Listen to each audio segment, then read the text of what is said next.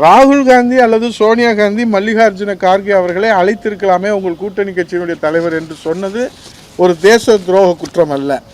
அது மட்டுமல்ல, மாண்பு முதல்வர்கள் அம்மாவினுடைய மறைவுக்கு அதிமுக இரங்கல் கூட்டம் நடத்தி இருக்கிறதா என்று ஆடு நனைகிறது என்று ஓனாய் அழுவதைப் போல பசுத்தோல் போத்திய புலியாக இன்றைக்கு ஒரு கேள்வியை கேட்டிருக்கின்றார்கள். அம்மா அவர்களுக்கு இன்றைக்கு நினைவிடம், அம்மா அவர்களுக்கு திருக்கோயில் கட்டுகிற தொண்டர்களை பெற்றிருக்கிற சாமானிய தொண்டர்களை கொண்டிருக்கிற இயக்கம் அனைத்து இந்திய அண்ணா திராவிட முன்னேற்றக் கழகம் அம்மாவுடைய மறைவுக்கு பிறகு அம்மா அவர்களுக்கு கடற்கரையில் நினைவிடம் கட்டுவதற்கு நீதிமன்றம் சென்று மறைமுகமாக தடையாணை பெற்றவர்கள் அவருடைய தந்தையாருக்கு நினைவிடம் கட்ட வேண்டும் என்று சொன்னபோது இரவோடு இரவாக அந்த தடையாணையெல்லாம் வழக்குகளை எல்லாம் வாபஸ் பெற்றவர்கள் யாரும் என்பது தெரியும்.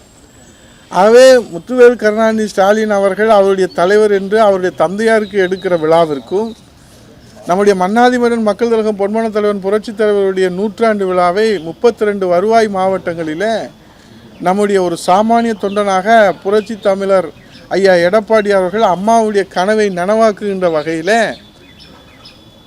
ஏழை எளிய மக்கள் பயன்பெறுகிற வகையில் 100ஆண்டு விழாவை நடத்தி காட்டினார்கள். அது விளம்பர விழாவாக அல்ல, மக்கள் நல்வாழ்விலே ஒளியேற்றி வைக்கின்ற விழாவாக இந்த சங்கம் வைத்து தமிழ் வளர்த்த மதுரையிலே அந்த 100ஆண்டு விழாவை புரட்சி தமிழர் ஐயா எடப்பாடி அவர்கள் முதலமைச்சராக தொடங்கி 32 வருவாய் மாவட்டங்களிலும் நேரடியாக சென்று கோடிக்கணக்கான ஏழை எளிய சாமானிய மக்களை, தமிழ்நாட்டு மக்களை, விவசாயிகளை, மாணவர்களை, தொழிலாளர்களை, அனைவருமே மகளிர்களை நேரிலே சந்தித்தார்கள். அவர்களுக்கு புரட்சித் தலைவருடைய திருநாமத்திலே, அம்மாவுடைய திருநாமத்திலே அம்மாவின் கனவை நனவாக்குகின்றவர்களே புரட்சித் தலைவருடைய 100ஆண்டு விழாவை நடத்தி காட்டினார்கள்.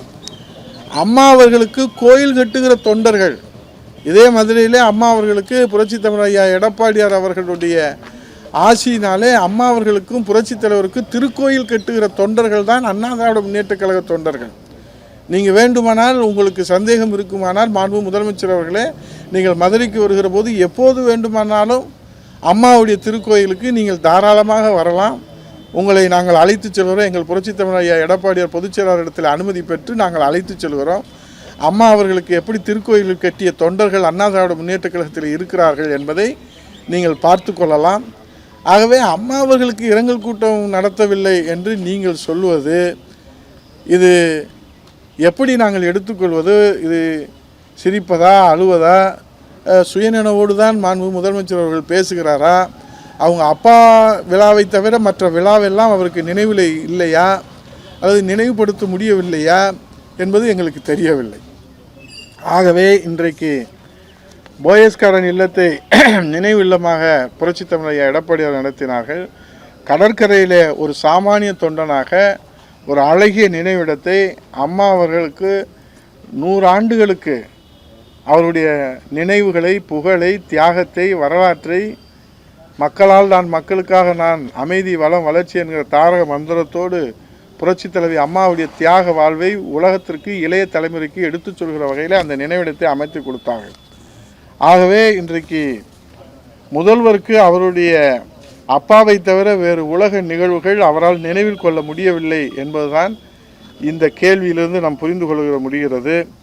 ஆகவே இன்றைக்கு மத்திய அரசிலே மாண்புமிகு அமைச்சர் அவர்களை அழைத்து வந்து அவர்கள் விழா நடத்துவதில், அந்த விழாவிலே இவர் கலைஞரை பற்றி பேசுவதும் அவர் மாண்புமிகு மத்திய அமைச்சரை பற்றி பேசுவதும் ஒரு சம்பிரதாயமான மரபாக வைத்து கொண்டாலும், அந்த நிகழ்விலே தமிழ்நாட்டு மக்களுக்காக நிதிநிலை அறிக்கையிலே ₹1 கூட நீங்கள் ஒதுக்கவில்லையே.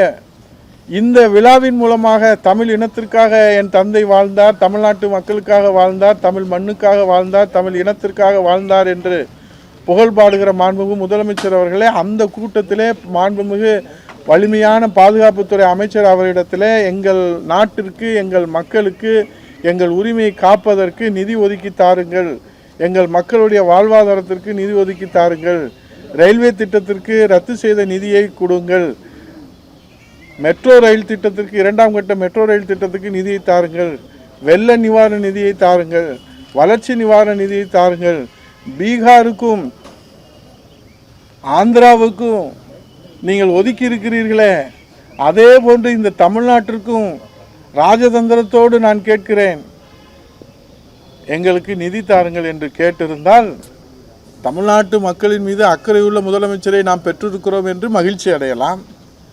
ஆனால் அப்பா மீது பாசமுள்ள பிள்ளையைத்தான் அந்த விழாவிலே பார்க்க முடிந்ததை தவிர தமிழ்நாட்டு மக்களின் நலனை காவு கொடுக்கிற முதலமைச்சரை அந்த விழாவிலே அந்த மேடையிலே இந்த தமிழ்நாட்டு மக்கள் பார்த்தார்கள்.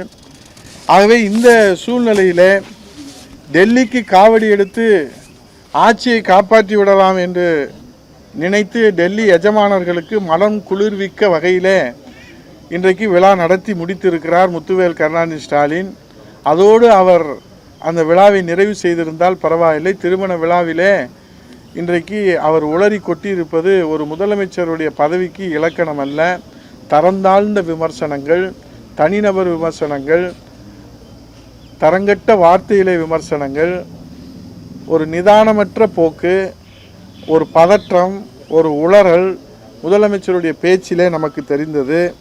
ஆகவே முதல்வர் அவர்களுக்கு தான் கலந்து கொண்ட விழா மத்திய அரசு விழாவா மாநில அரசு விழாவா என்ற அடிப்படை அறிவு கூட இல்லையே, தெரியவில்லையே என்று நினைக்கும் போது அழுவதா சிரிப்பதா என்றே தெரியவில்லை.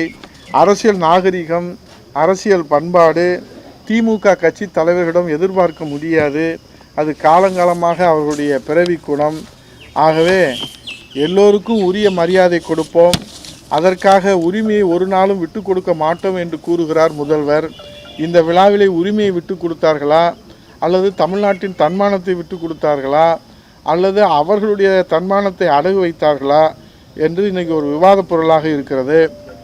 பட்ஜெட்டில் நிதி ஒதுக்காத காரணத்தினால் நிதி ஆயோக் கூட்டத்திலே கலந்து கொள்ள மாட்டேன், தேநீர் விருந்திலே திமுக கலந்து கொள்ளாது என்று அறிவித்துவிட்டு திரும்ப தேநீர் விருந்திலே மேதக ஆளுநர் 2 தினங்களுக்கு முன்பாக கூட சொல்லுகிறார், திராவிடம் என்று சொன்னால் பிரிவினை சக்தி என்று சொல்லுகிறார், திமுக என்றால் பிரிவினை சக்தி என்று சொல்லுகிறார்கள். பாரதிய ஜனதா கட்சிக்காரர்கள் சொல்லுகிறார்கள். திமுக கட்சிக்காரர்கள் என்ன சொல்லுகிறார்கள்? பாரதிய ஜனதா பாசிச அரசு என்று சொல்லுகிறார்கள். இவர்கள் அவர்களை பிரிவினை சக்தி என்று சொல்லுகிறார்கள். ஆனால் 2 பேரும் கைகோர்த்து கொள்கிறார்கள். தமிழ்நாட்டு மக்கள் கேட்பது நீங்கள் வெளிப்படையாக அறிவித்து விட வேண்டியதானே. கள்ள உறவு, ரகசிய உறவு வைத்து தமிழ்நாட்டு மக்களை இனியும் ஏமாற்ற வேண்டாம் என்று மாண்புமிகு எதிர்க்கட்சி தலைவர், வருங்கால முதலமைச்சர் புரட்சி தமிழர் ஐயா எடப்பாடியார் கேட்டதிலே என்ன தவறு இருக்கிறது? பாதகம் செய்பவரை கண்டால் நாம் பயங்கொள்ளலாகாது பாப்பா, மோதி மிதித்து விடு பாப்பா, அவர் முகத்தில் உமிழ்ந்து விடு பாப்பா. அண்மை செய்திகளை உடனுக்குடன் தெரிந்து கொள்ள இணைந்திருங்கள் இயம்நாடு தொலைக்காட்சியுடன்.